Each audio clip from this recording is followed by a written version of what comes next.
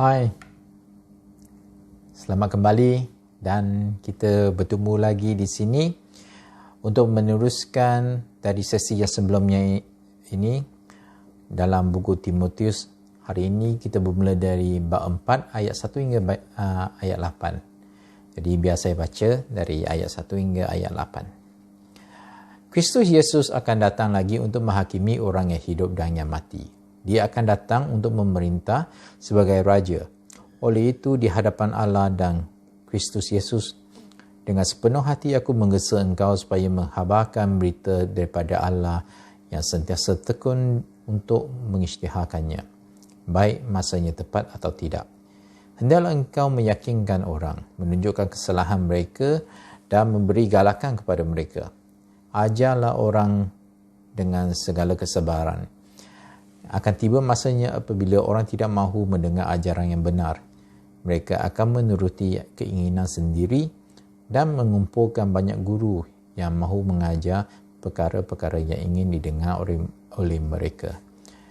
Mereka akan menutup telinga terhadap apa yang benar, tetapi menumpukan perhatian kepada cerita dongeng. Dalam keadaan apapun, engkau mesti tahu mengawal diri. Tabahlah dalam penderitaan. Melaksanakan tugas, mengisytiharkan berita baik dan menjalankan kewajipanmu sebagai hamba Allah dengan sebaik-baiknya. Ayat 6. Tentang diriku sudah tiba masanya aku akan mati sebagai korban kepada Allah. Tidak lama lagi aku meninggalkan dunia ini. Aku sudah berusaha dengan sebaik-baiknya dalam perlombaan dan aku sudah sampai di garis akhir. Aku tetap setia kepada Kristus sampai akhir. Sekarang hadiah kemenangan menantikan aku. Pada hari kiamat, Tuhan Hakim yang adil akan menyerahkan hadiah itu kepada aku kerana aku telah hidup menurut kehendaknya.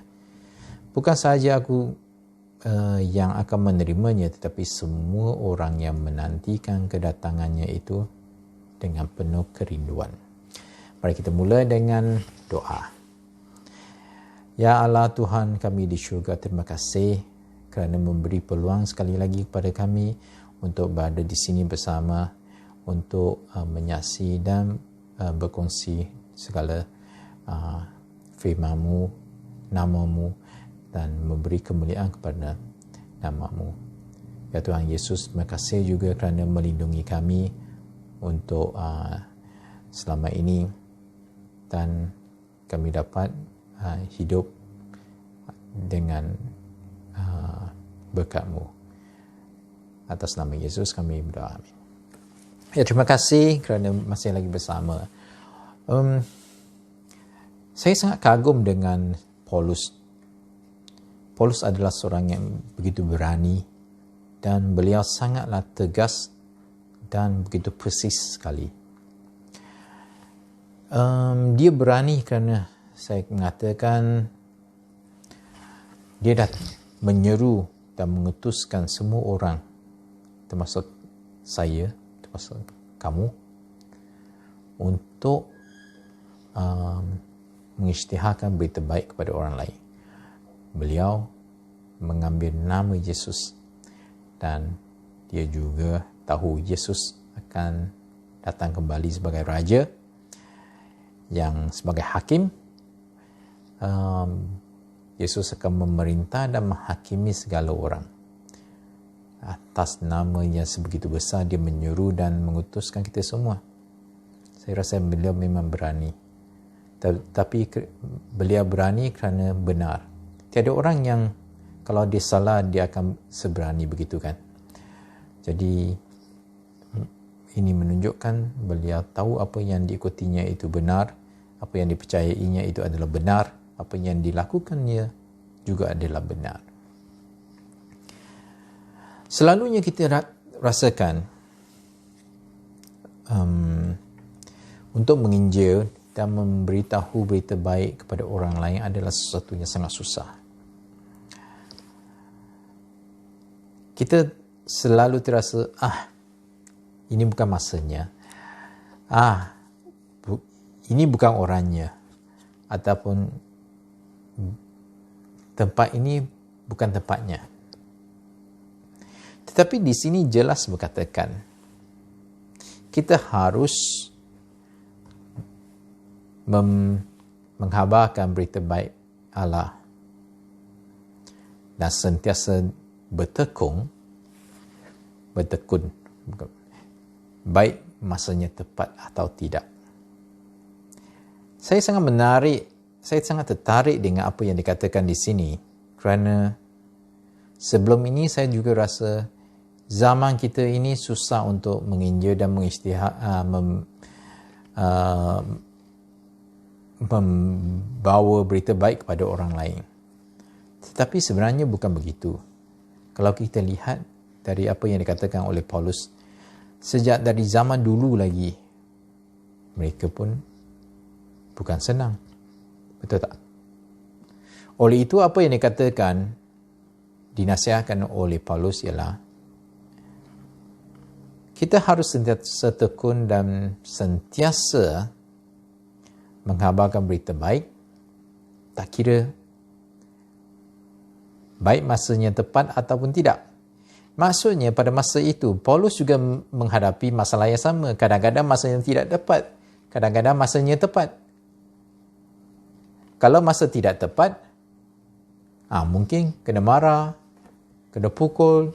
Sebab itulah dia masuk penjara. Kalau masa tepat, baguslah kan?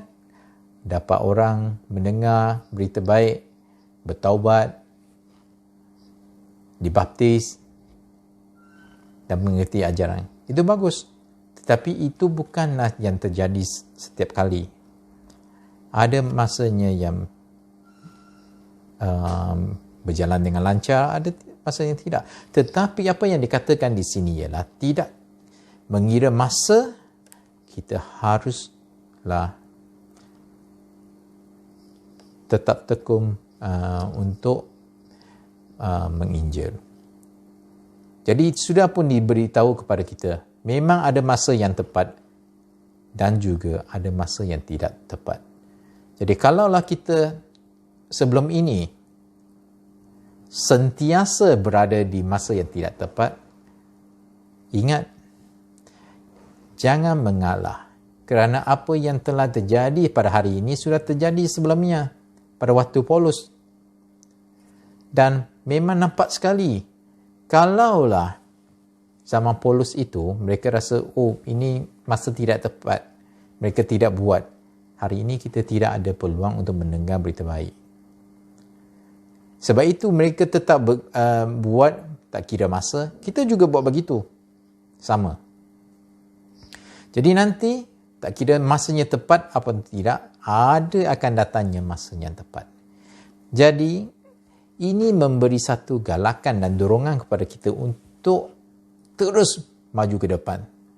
Pada masa yang sama, ini mengingatkan kita supaya tidak menjadikan masa yang tidak tepat itu, waktu yang tidak tepat, bukan orang ini, bukan tempat ini, sebagai alasan kita untuk tidak menginjil. Kita haruslah tahu Tuhan akan menentukan yang selebihnya.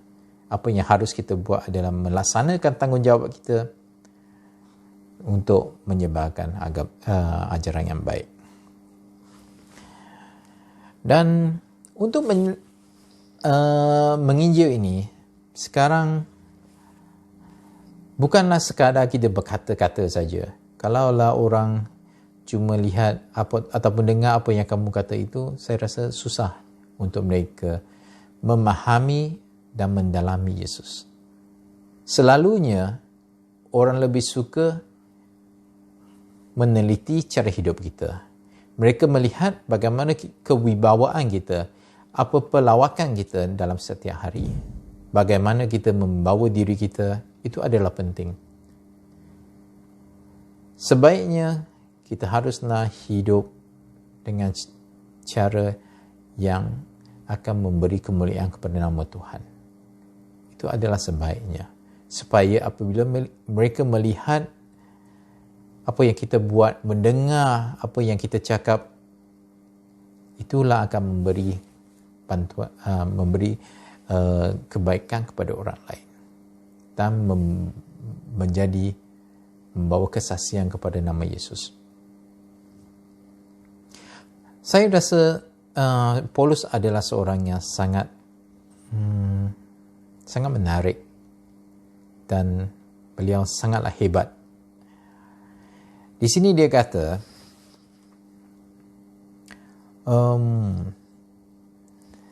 hendaklah kita meyakinkan orang lain dan menunjukkan kesalahan mereka dan memberikan galakan.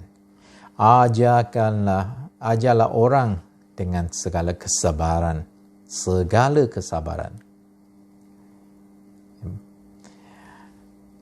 Kita tahu kalau kita mau menunjukkan kesalahan orang lain, memang senang. Dan kita juga suka. Kerana nampak macam kita ni lebih baik, kamu kurang baik. Saya rasa kalaulah diberi peluang kepada kita semua untuk menunjukkan kesalahan orang lain, saya rasa kita akan bersuara lantang, kita marah-marah, begitu kan. Dan terlalu cepat kita menghakimi orang lain. Kalaulah kita tahu kita ini lebih betul dari orang lain. Pernah sekali anak saya juga berkata kepada kami, maksudnya saya dengan isteri saya, ya, kami. Kerana kadang-kadang anak saya dia akan memberitahu kita sesuatu apa yang terjadi di sekolah dan apa kesalahan yang dibuat, apa yang cikgu kata. Jadi boleh diperhatikan apabila dia memberitahu kepada kita, ibu bapa ini apa lagi? Terus dengan cepat lantang kita dah ini salah ni. Kenapa kamu salah? Itulah cikgu marah. Macam ni, macam tu. Kamu harus buat ini, kamu harus buat itu. Sungguh pun anak kita masih lagi belum habis selesai apa yang mau dicakapnya. Apa yang mau diberitahu. Kita sudah menghakimi dia. Kita sudah marah. Kita bagi nasihat yang panjang lebar. Sebab itu dia kata, kadang-kadang saya tidak mau memberitahu kamu apa yang terjadi. Betul tak? Adalah kita juga begitu. Saya memang begitu. Sebab itu apabila saya melihat petikan di sini, saya rasa ini adalah sesuatu yang sangat membantu dalam kehidupan saya. Saya harus belajar bersungguh-sungguh apa yang dikatakan oleh Paulus, yang diajarkan oleh Paulus di sini. Kerana kalau kita tidak ada kesabaran dan kalau kita tidak dapat mengawal diri kita, orang akan berasa tidak selesa apabila kita memberi tahu mereka tentang berita baik. Orang tidak akan selesa mendengar apa yang kita mahu memberi saksi atas nama Tuhan. Kerana mereka rasa kamu ini tidak sesuai. Kehidupan kamu, pelawakan kamu tidak menunjukkan apa yang kamu cakap. Jadi mereka tidak akan menerima dengan baik apa yang kita mahu katakan. Oleh itu, haruslah kita tahu bagaimana mengawal diri kita, pertuturan kita dan pembawaan kendiri kita. Ya. Dan sudah pun dikatakan dari zaman Paulus lagi, manusia akan menutup telinga kepada apa yang benar tetapi memberi perhatian kepada cerita dongeng. Kerana apa yang mereka mahu itu adalah sesuatu yang sedap dengar kepada telinga mereka, seronok di dalam hati mereka,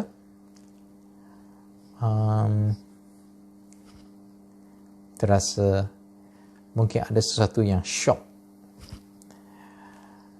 Jadi ini memang adalah sesuatu yang menjadi sifat manusia mendengar kata-kata yang enak, yang baik. Katakan ada 2 kawan saya datang. Ya. Sudah lama tak jumpa. Yang seorang datang, yang pertama datang, dia bertanya, dia nampaklah saya. Dia berkata, Ling, awak ni lama tak jumpa, dah gemuk lah. Waduh, gemuknya gemuk gedempur ni macam badak. Apa yang kamu makan tu? Banyak sangat lemak ke? Ha? Kamu rasa apa perasaan kamu? Sedap dengar tak? Saya tahulah memang gemuk. Tapi kalau orang kata gemuk macam tu, kamu rasa boleh kamu boleh terima? Ataupun yang orang kedua datang, dia berkata, Ling, lama tak jumpa. Tengok badan sihat kan? Dah besar sikit banding dengan dulu. Tapi okey lagi lah, bukannya besar melampau. Alah, sekadar besar-besar sikit pun tak apa kan, asalkan cute, boleh lah kan. So kalau lah 2 orang sebegini, mana satu yang kamu nak dengar? Memanglah yang nombor 2 kan, sedap didengar. Padahal memang gemuk pun, betul tak? Dah lah gemuk, tak bagi orang kata kita gemuk. Tak boleh lah macam tu, betul tak? Jadi manusia sudah menjadi begitu. Itulah sifat kita, ya, suka mendengar berita yang baik. Suka mendengar kata-kata yang baik yang menyeronokkan dan menghiburkan diri kita. Jadi pernah sekali orang katakan pada zaman dahulu, orang barat, orang putih, kan mereka kebanyakannya itu adalah penganut Kristian. Tetapi pada masa ini, orang barat semakin kurang yang menjadi Kristian dan mereka tidak lagi mempunyai apa-apa dorongan untuk lebih melanjuti untuk mendalami pengetahuan Kristian, Alkitab dan Kristian ini. Kenapa? Kerana mereka rasa ini adalah sesuatu yang boring, kurang menarik dan sudah begitu lama. Seperti berita lama, berita tua. Oleh itu, kita lihat sekarang ini banyak orang-orang putih, orang-orang barat, mereka lah yang sudah mula kembali kepada ajaran mistik. Mereka mengejar ajaran mistik ini. Apa itu ajaran mistik? Ajaran mistik adalah suatu ajaran yang orang masih lagi tidak tahu apa isi kandungannya, kerana itu adalah macam-macam, seperti yang aneh-aneh, supernatural, dan yang seram-seram gitu. Itu mistik, dongeng. Jadi orang lebih suka mengejar ke arah mistik kerana ia memberi satu rangsangan yang baru. Mereka terasa, ini sesuatu yang baru, begitu seronok sekali, begitu lain dari yang sebelumnya, dan sebab itulah mereka mengejar ke arah mistik. Tetapi harus kita tahu, bukan segala yang memberi keseronokan, keindahan itu adalah yang baik. Kita harus tahu yang benar, apa yang benar. Sebab itu dalam Paulus berkata, orang akan menutup telinga pada apa yang benar dan memberi perhatian kepada cerita dongeng. Oleh itu, adalah tanggungjawab pada kita semua ini sebagai anak-anak Tuhan Yesus supaya keluar untuk memberitahu berita baik dan berita yang benar kepada orang lain. Jangan biarkan mereka taksub dan terus mengikuti ajaran-ajaran yang tidak benar. Oleh itu, kita haruslah ingat, ini adalah tanggungjawab kita ya. Sebagai anak Tuhan, kitalah yang harus keluar untuk memberi kesaksian dan memberitahu, menyebarkan agama berita baik ini.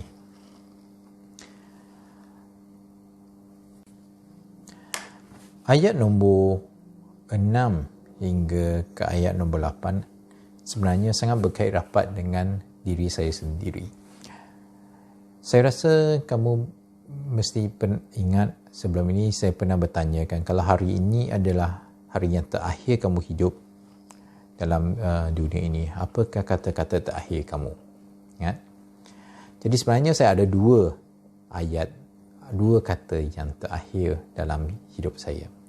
Nombor satu, saya akan berkata kepada semua orang yang di sekeliling saya, ya, anak saya, isteri saya, keluarga saya akan beritahu kepada mereka, pegang teguh kepada ajaran Yesus Kristus dan jangan sekali-kali kita melepaskannya. Tak kiralah apa yang terjadi. Pegang dengan erat sampailah kamu berjumpa dengan Tuhan nanti. Yang nombor dua, apa yang saya mau katakan ialah dari ayat 7 itu. Saya rasa ayat ini adalah sesuatu ayat sangat-sangat indah, menarik. Dan itu sebenarnya adalah cita-cita saya. Salah satu cita-cita saya, kalaulah saya diberi berkat oleh Tuhan Yesus untuk hidup sampai ke akhir hayat nanti, di waktu saya masih lagi boleh bertutur, itu adalah cita-cita saya. Saya akan berkata kepada semua orang pada waktu itu dengan berkata, saya sudah berusaha dengan sebaik-baiknya dalam perlumbaan dan aku sudah sampai di garis akhir. Aku tetap setia kepada Kristus sampai akhir. Itu adalah ayat yang sangat-sangat bermakna kepada saya, kerana kalau saya dapat berkata demikian pada akhir hayat saya nanti, ini bermaksud saya sudahlah berusaha dalam hidup saya untuk kerja-kerja yang memuliakan nama Yesus. Dan saya kini sudah sampai ke garis akhir dan saya berjaya menamatkan perlumbaan ini. Saya tidak tersingkir di tengah-tengah jalan. Saya tidak lari ke arah lain. Saya tidak keluar dari perlumbaan dengan segala alasan. Dan saya tetap setia walaupun saya sudah habiskan perlumbaan hidup saya di dunia itu. Saya tetap setia kepada Kristus. Jadi, saya akan berasa sungguh seronok. Saya akan rasa gembira. Semua pun sekarang ini saya terbayangkan pada masa itu, saya akan rasa gembira. Saya berasa amat malang kalau seseorang itu tidak dapat menghabiskan perlumbaannya sehingga ke garisan akhir, ataupun apabila tiba di garisan akhir itu dia baru terasa dia sebenarnya sudah di jalan yang lain, tidak setia kepada Kristus. Kerana apabila kita tetap setia dengan Yesus Kristus sampai ke akhir, hadiah kemenangan sudah menantikan saya di situ. Dan cuba bayangkan, Raja segala Raja, Tuhan segala Tuhan, Yesus Kristus, Allah kita yang Maha Esa itu. Dia sendiri yang memberikan hadiah itu kepada kita. Saya rasa ini terlalu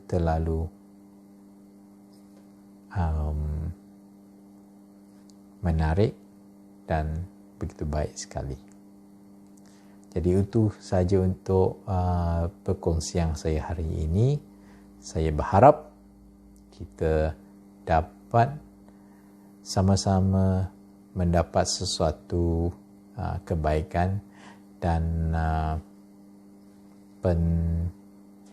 dorongan daripada apa yang dikongsikan tadi. Oleh itu, kita berhenti di sini. Terima kasih, dan kita juga habiskan dengan doa. Tuhan Yesus di syurga, terima kasih kepada waktu yang diberikan tadi. Kami berasa sungguh bahagia dapat berkongsi segala firman-Mu, kata-kata-Mu, dan supaya dia dapat berdoa. Kami berdoa ia akan memberi manfaat kepada hidup kita. Atas nama Yesus kami berdoa. Amin. Terima kasih.